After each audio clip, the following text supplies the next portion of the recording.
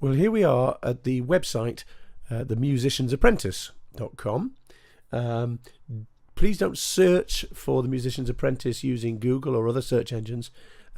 It's only used by your school, and therefore it hasn't been optimized for searching on the internet. It's difficult to find.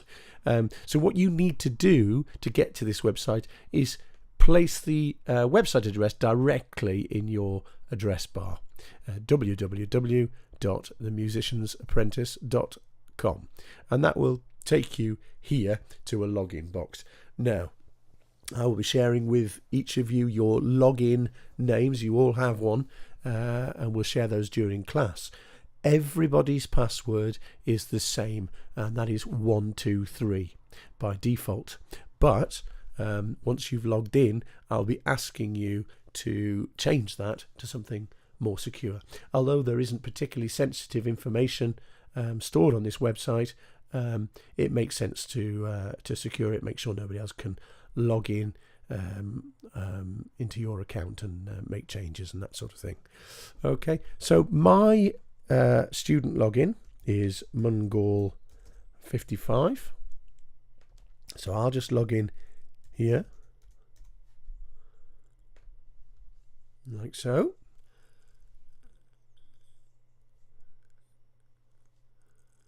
And before we change our password here in account settings, very deliberately, the first thing you see once you've logged in is a huge button that you can press.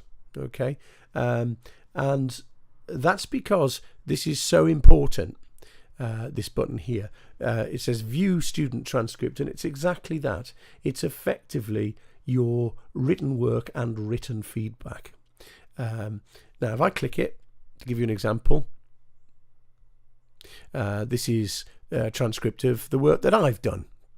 It's all sort of made up with me submitting various bits of work and so on. Everything I do using the system and everything I write will appear in black ink. Okay, any response you get from the system will appear in purple, and any specific targets from me, your teacher, will appear in red.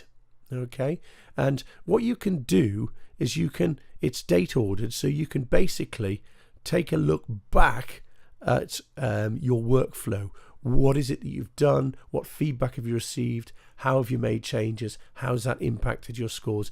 All of that sort of information that might normally appear in certain classes in bookwork, but that we do online because we're a very practical subject. Okay, so if you're asked to explain what it is that you've been doing, how you've progressed, what you've learned, that sort of thing, the very easiest thing that you can do is just come to the website, log in, click this button, and you can talk through and also remind yourself all the work you've done and how far you've come. So that's very useful. As I say, first thing I want you to do is I want you to go to account settings, and I would like you to do two things. First of all, I'd like you can see I've already got an email address in for myself. I would like you won't have one initially, so I'd like you to put your email address in here twice, just to ensure that you've entered it correctly, and click update email. Now you each have a school email address, and I would recommend that you use that provided you're checking that regularly. If you don't check that regularly, then you can put any email address that you do use regularly in here, because I will be sending you regular feedback via email. All the work you do, all the feedback that I give you will be sent via email to you. Good. I won't get to see your email address. It's encrypted in the system. It's just a way that the system can send my feedback to you.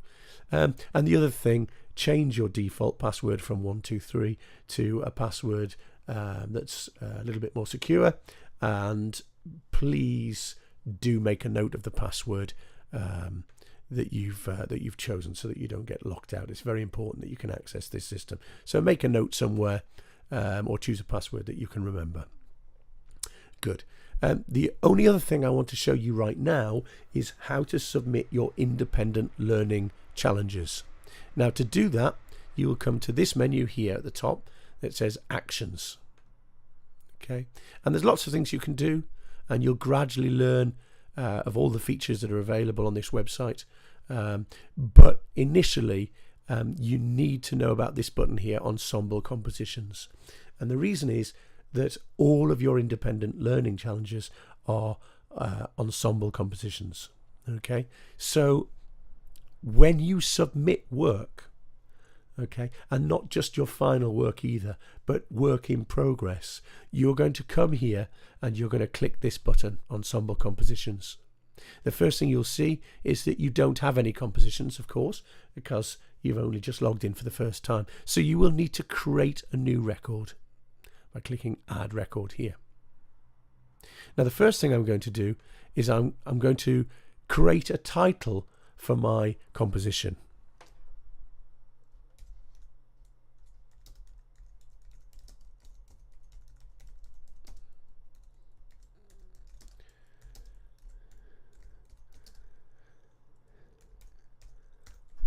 Okay, so I've created the title, My Awesome Composition, Year 7 Autumn ILC. So it's pretty clear what I'm referring to. Okay, so I haven't actually started my work yet, but I am creating a record for this composition that I'm going to do. Okay, I then put the date that I created the composition, the submission date, and here in this drop down box I will specify what it is that I'm submitting and where that is. Okay, now initially I suggest you always start a composition by doing a written plan, and in actual fact this written plan will be part of your assessment, because your ability to articulate using words the concepts that you've been learning is a very, very important part of musicianship. And so that will be part of your assessment, in addition to the practical assessment that we talk about separately in the Independent Learning Challenge instruction videos.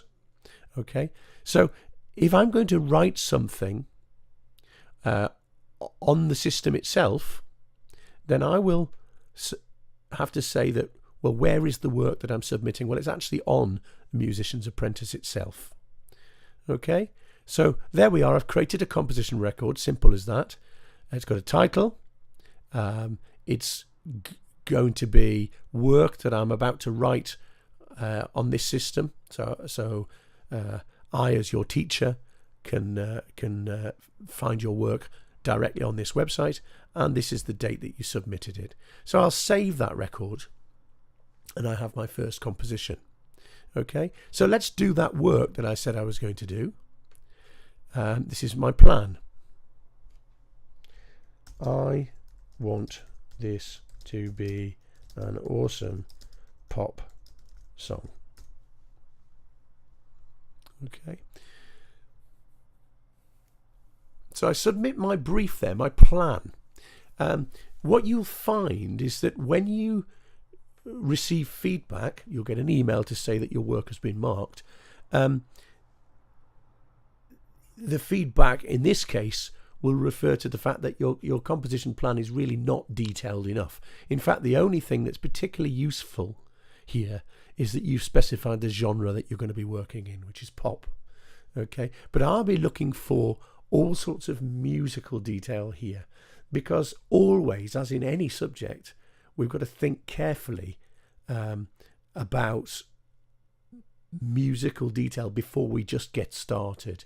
You know, we've got to engage our brains before we actually start the practical work. Now, it shouldn't take long, but there's no doubt that there needs to be some musical detail here. Use of musical keywords to highlight techniques that you're going to use, and what eventually the function of your piece is going to be, what's going to make it particularly successful, what's going to make it particularly distinctive and original, that sort of thing. So think carefully about this plan, because it will guide the rest of your work. Okay, so once we've done that, if we come back out, we'll see, well, we now do have a composition.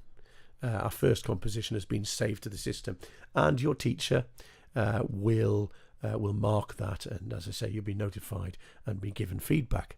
Now, once you have a composition, that's of course not the end of the game.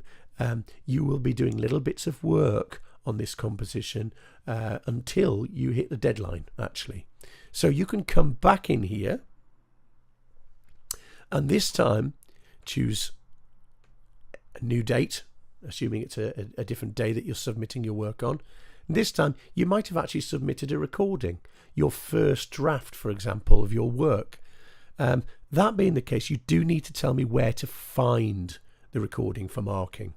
Okay, and this is largely why I'm asking you to use the Musician's Apprentice to submit all work, because otherwise I receive work in so many different places that it becomes very, very difficult to manage, exactly when things were submitted and when they need marking and that sort of stuff. So if I don't receive notification here, I won't mark it. So it's very, very important that, let's say you sent it to me via email or put it on student access, you would select one of those areas to tell me where to find the work.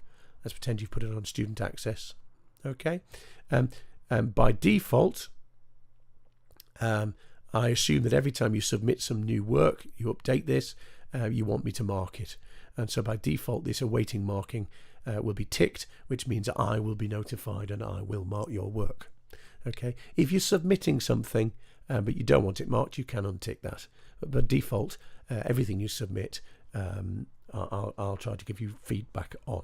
Okay. All right. So we can save that like that. We've still just got the one composition, but I now have two entries, two different aspects of that composition to work, and you can submit stuff as many times as you like associated with a given composition. So explore this. Okay. As I say, let's click back in here. Start all your compositions by writing a brief. Okay. We'll talk about composition logs and evaluations later on in your school music career.